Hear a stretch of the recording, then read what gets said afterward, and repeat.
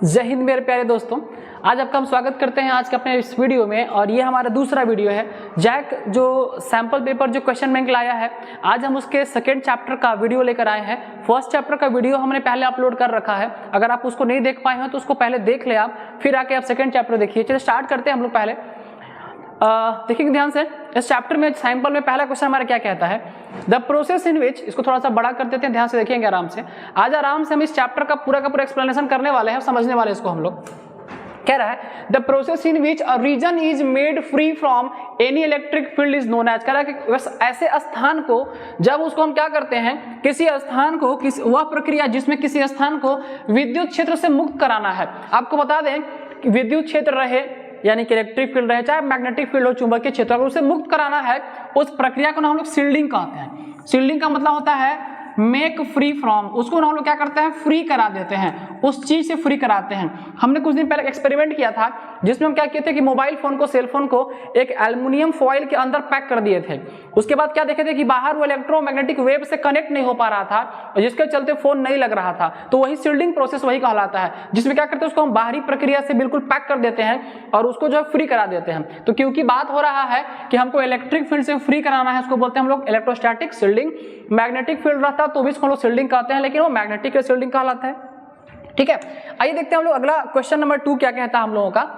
ध्यान से देखेंगे, आराम से समझेंगे, क्वेश्चन इजी है, देखेंगे ध्यान से। आइए, 3 capacitors each of capacity C, 3 तो संधारित्र है और तीनों का ना C है इसका धारिता। ठीक है, कैपेसिटेंस सीरीज में जोड़ देना है इसको सर। तो बताइए कि इक्विवेलेंट कैपेसिटेंस कितना होगा।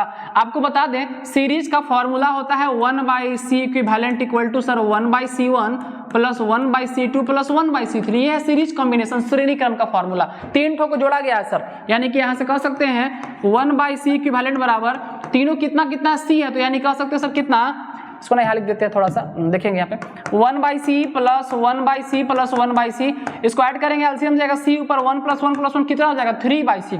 जब इसको मतलब पलट देंगे रेसिप्रोकल, C इक्विवेलेंट जाएगा ऊपर, तो C इक्विवेलेंट क्या मिलेगा आपको, C चल जाएगा ऊपर, 3 कहाँ जाएगा नीचे, यानी कितना हो जाएगा C/3, और C/3 और ऑप्शन नंबर C में दिख रहा है, यही हमारा आंसर है।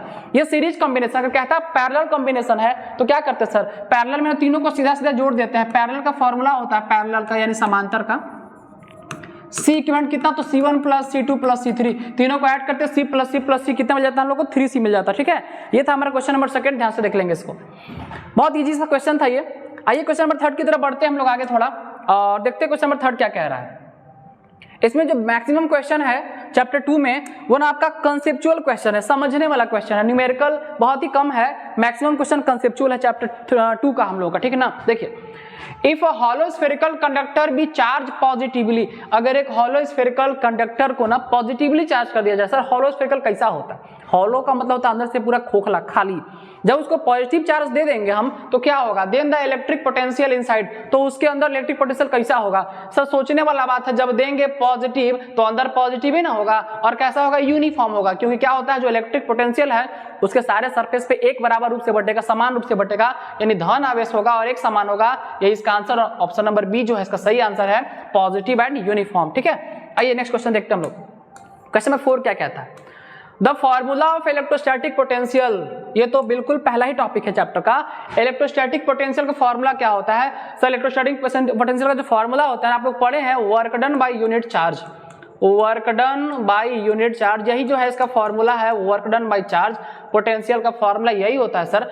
और यहां से देखेंगे वर्क डन बाय चार्ज हमारे इसी ऑप्शन में दिया गया है। ठीक है, अगर पूछता कि इलेक्ट्रिक पोटेंशियल का यूनिट क्या है, ऐसा यूनिट क्या है, तो देख लीजिए ध्यान से, वर्क डन का क्या होता है सर, जूल होता है, और चार्ज का क्या होता है, कूलम होता है, तो जूल पर कूलम, और इसी को आप ऐसे जूल पर कूलम भी लिख सकते थे, और इसी को हम लोग वोल्ट भी बोलते हैं। यानी इसका ऐसा यूनिट अगर पूछता तो वोल्ट बताते, और अगर पूछ रहा है कि इसका फॉर्मूला क्या है तो सीधा सीधा work done by charge.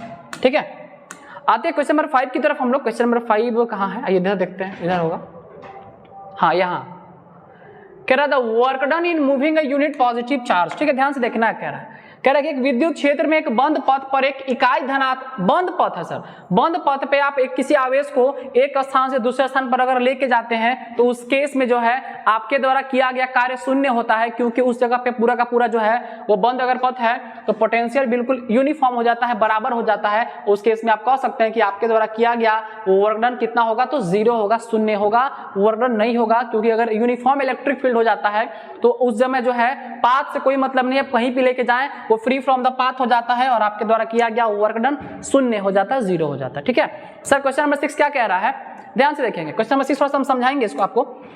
Electrostatic potential on the perpendicular bisector, perpendicular bisector पे कह रहा है कि कितना होगा। आप लोग पढ़े होंगे पोटेंशियल निकालना है। एक केस था एक्सियल लाइन पे, एक्सियल लाइन पे पूछा गया था, आपसे एक्सियल लाइन पे भी पूछ सकता है, यानी कि अगर एक डाइपोल है, मान लीजिए -q + q चार्ज का डाइपोल बनाया गया है, इसी के एक्सिस पे कहीं भी पोटेंशियल निकालना है तो भी आप निकाल सकते हैं। लेकिन यहाँ कह रहा है सर नहीं, परपेंडिकुलर बाइसेक्टर पे निकालना है सर, वो बताइए परपेंडिकुलर बाइसेक्टर मतलब क्या होता है सर। मान के चलिए कि कुछ इस तरह से हमारा दो चार्ज है, -q और +q, दोनों मिलकर डाइपोल का फॉर्मेशन कर दिया, और यहाँ कहीं सर बीचों बीच पूछ रहा है, एकदम सीधा सीधा बीचों बीच, ये है परपेंडिकुलर बाइसेक्टर। ऊपर भी हो सकता है, नीचे भी हो सकता है, कहीं भी हो सकता है। परपेंडिकुलर मतलब 90 डिग्री पे होना चाहिए, और बाइसेक्टर मतलब दोनों को काटने वाला बीचों बीच होना चाहिए।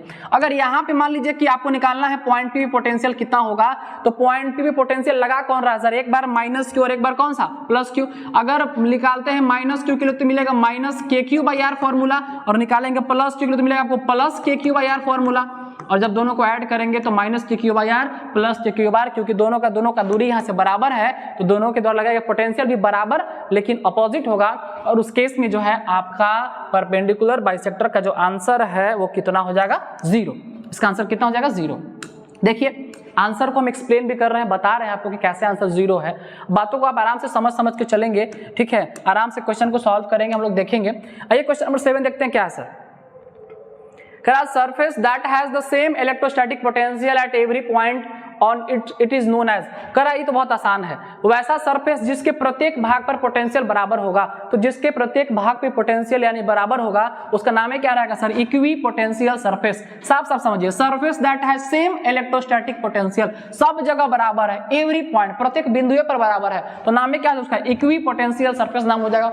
समविभवी सतह कहते हैं इसको लोग हिंदी में। इसमें क्या होता है, समविभवी सतह में हर एक पॉइंट पे पोटेंशियल ना बराबर होता है, यानी अगर आप इसमें एक पॉइंट से दूसरे पॉइंट पे अगर चार्ज को लेके जाते हैं तो आपके द्वारा किया गया वर्क डन यहाँ पे कितना होता है, 0 होता है, क्योंकि पोटेंशियल हर जगह बराबर होता है। ठीक है, इसका आंसर क्या हो जाएगा, डी, इक्वी पोटेंशियल सरफेस। आइए क्वेश्चन नंबर 8 की तरफ बढ़ते हैं। डाइलेक्ट्रिक क्या होता है, परावैद्युत क्या होते हैं, तो आपको पता होगा डाइलेक्ट्रिक जो है वो बेसिकली नॉन कंडक्टिंग सब्सटेंस होते हैं, जिनको हम लोग बड़े प्यार से इंसुलेटर भी बोलते हैं। ये कुचालक होते हैं, इंसुलेटर होते हैं। इनको ना आप डाल दीजिए कंडक्टर्स के बीच में, तो ये क्या करेंगे, ऐसे सब्सटेंस है जो फ्लो ऑफ करंट को ही जो है वो होने ही नहीं देंगे, रेसिस्ट करा देंगे, मतलब मीडियम प्रोवाइड करेंगे, लेकिन ये जो है नॉन कंडक्टिंग कहलाते हैं, यानी ये जो है ये किसी तरह से करंट को फ्लो नहीं होने देते हैं। ठीक है, तो ये आपका नॉन कंडक्टिंग सब्सटेंस को डाइलेक्ट्रिक कहते हैं, जिसको हम लोग इंसुलेटर भी कहते हैं। तो यही होते हैं non conducting substances are dielectrics. ठीक है, आइए क्वेश्चन नंबर 9 की तरफ बढ़ते हैं। क्वेश्चन नंबर 9 क्या कह रहा है, बहुत आराम से देखना है, ज्यादा क्वेश्चन है भी नहीं, कुल मिलाकर हम लोग 20-22 क्वेश्चन है इसमें, आराम से देखा जाए उसको। The electric potential inside a conducting sphere, किसी कंडक्टिंग स्फीयर यानी किसी चालक क्षेत्र के अंदर विद्युत विभव कितना होता है, स्थिर विद्युत विभव कितना होता है। ध्यान से समझना है, इसमें कह रहा है कि इलेक्ट्रिक पोटेंशियल का अंदर निकालना है। द इलेक्ट्रिक पोटेंशियल कहाँ पे, तो कंडक्टिंग स्फीयर। सर फिर से एक चालक है, कंडक्टिंग स्फीयर है मतलब गोला है, और ये हॉलो स्फीयर नहीं कह रहा है, हॉलो अगर कहता मतलब बीच में खाली रहता, लेकिन कह रहा है स्फीयर है, तो उसके अंदर जो है सर पोटेंशियल कितना होगा, तो सर उसके अंदर सरफेस पे एवरी पॉइंट पे पोटेंशियल क्या होता है उसका, कांस्टेंट होता है, बराबर होता है, यूनिफॉर्म होता है, यानी रिमेन्स कांस्टेंट है sir from centre to the surface, हर जगह ही पे बराबर होगा सर, क्योंकि कह रहा है पोटेंशियल निकालिए, कहां पे, उसके अंदर में निकालिए, तो सर हर जगह बराबर है। बढ़ने घटने का तो कोई सवाल ही नहीं है, ठीक है ना, बढ़ने घटने के लिए कोई फैक्टर चाहिए, कोई फैक्टर है ही नहीं है यहाँ पे, तो क्या कर रहा है, हर जगह क्या होगा, तो सर कांस्टेंट होगा, कहां से कहां, तो केंद्र से लेकर पृष्ठ तक, यानी कि पूरे सतह पर बिल्कुल सरफेस पे बराबर होगा। ठीक है, क्वेश्चन नंबर 10 देखते हैं क्या कह रहा है। The capacity of parallel plate capacitor increases। आप पैरेलल प्लेट कैपेसिटर के कैपेसिटी को कब बढ़ा सकते हैं, सर इसका सिंपल सा फॉर्मूला हम लोग पढ़े हैं, C = A epsilon naught by D, इसी के हेल्प से हम लोग निकालते हैं पैरेलल प्लेट कैपेसिटर के बीच में हम लोग कैपेसिटी को कैसे बढ़ा घटा सकते हैं। ये इस फैक्टर पे डिपेंड करता है, A का मतलब एरिया ऑफ प्लेट पे डिपेंड करता है, D का मतलब सेपरेशन बिटवीन द प्लेट पे डिपेंड करता है, और एप्सिलॉन नॉट का मतलब सर उसके बीच के मीडियम परमिटिविटी पे डिपेंड करता है। तो कह रहा है कि इंक्रीज कब करेगा, सामने देखिए A अगर एरिया ऑफ इंक्रीज करेगा प्लेट का तो सी इंक्रीज करेगा, और ऑप्शन कहां है आपका, एरिया ऑफ प्लेट इंक्रीज करेगा तो इंक्रीज करेगा। अगर पूछता डिक्रीज कब करेगा सर, तो डिक्रीज जब डी इंक्रीज करेगा, जब सेपरेशन इंक्रीज करेगा इसका, जब हम प्लेट के बीच का दूरी बढ़ाएंगे तो कैपेसिटेंस घटेगा। अगर क्वेश्चन पूछता डिक्रीजेज तो यहाँ पे हम कहते हैं सेपरेशन बिटवीन द प्लेट, ठीक है ना। चलिए देखिए आगे बढ़ते हैं, हमारा क्वेश्चन नंबर 10 तक कंप्लीट है। क्वेश्चन नंबर 11 क्या कह रहा है sir, a positively charge particle, एकदम आराम से देखना, क्वेश्चन को समझना भी है आपको।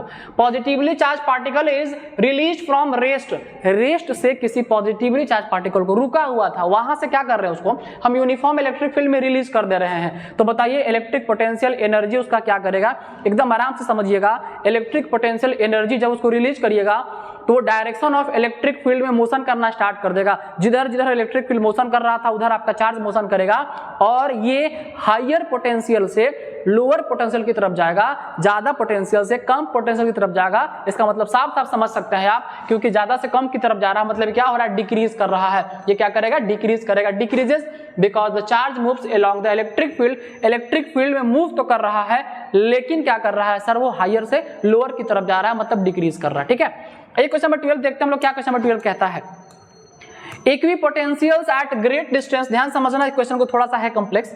Great distance from a collection of charges whose total sum is not zero are approximately, total sum zero जब नहीं होता है ना तो कह रहा है कि आप एक लोकस पे मान के चलिए, सेंटर पे रखा गया है और वहां से चारों जगह डिस्ट्रीब्यूट हो रहा, बट रहा है। जब सेंटर पे रख के चारों जगह बांटेंगे तो सर ऐसा जो है वो स्फेयर में ही पॉसिबल है, क्योंकि स्फेयर का मतलब बिल्कुल गोला है और गोला में ही आप चारों तरफ इक्वली डिस्ट्रीब्यूट कर सकते हैं उसको लोकस पे रख के, सेंटर पे रख के, ताकि जीरो उसका टोटल सम ना हो। नहीं तो प्लेन जो एक सतह होता है, सतह में कहीं भी रखेंगे, कहीं पास तो कहीं दूर हो जाएगा।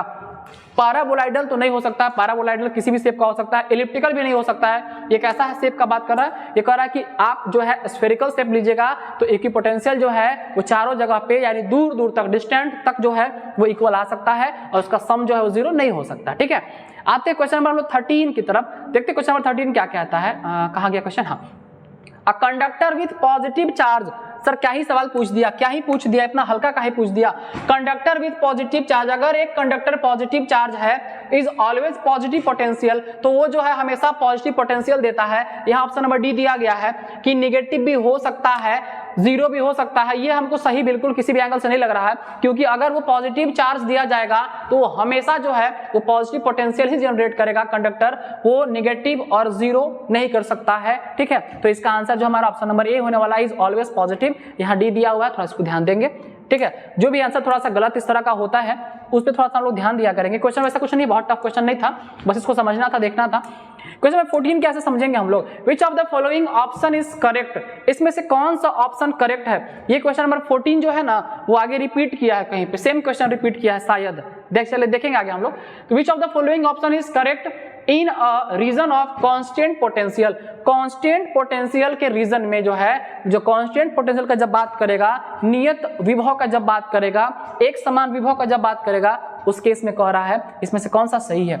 इलेक्ट्रिक फील्ड इज यूनिफॉर्म, आपको अच्छे से बता दें इलेक्ट्रिक फील्ड यूनिफॉर्म नहीं होता, इलेक्ट्रिक फील्ड वेरिएबल है, वो बदल सकता है, ठीक है। दूसरा electric field is zero, electric field zero हो सकता है, इलेक्ट्रिक फील्ड जीरो हो सकता है क्योंकि बात कर रहा है कांस्टेंट पोटेंशियल का। पोटेंशियल जो है वो इलेक्ट्रिक फील्ड जीरो रहने पे हर जगह बराबर बराबर बटेगा, जैसे ही आपका इलेक्ट्रिक फील्ड फ्लक्चुएट करेगा, चेंज करेगा, आपका पोटेंशियल भी वेरी कर सकता है। There can be charge inside the region, charge जो है देखिए, चार्ज तो there can be charge, charge हो सकता है सेंटर के अंदर, लेकिन जब चार्ज रहेगा तो चार्ज जब बढ़ाएंगे घटाएंगे विथ रिस्पेक्ट टू टाइम तो आपका करंट भी बढ़ घट सकता है, और जब करंट यानी इलेक्ट्रिक फील्ड जब बढ़ेगा घटेगा तो फिर यूनिफॉर्म नहीं रह जाएगा, ठीक है ना। थोड़ा फास्ट उसको बता रहे बाबू, क्योंकि हम चाह रहे हैं कि कम समय में 20 मिनट में 15 मिनट क्वेश्चन को हम कंप्लीट करा दें, क्योंकि ज़्यादा लॉन्ग वीडियो हो जाता है तो आप उसको देखते ही नहीं है। तो हम चाहते हैं कि कम समय में हम वीडियोस को कंप्लीट कर लें, क्वेश्चन कंप्लीट कर लें, 20 मिनट में 20 क्वेश्चन कंप्लीट कर लें, ताकि उसको आप पूरा का पूरा देखें, ठीक है।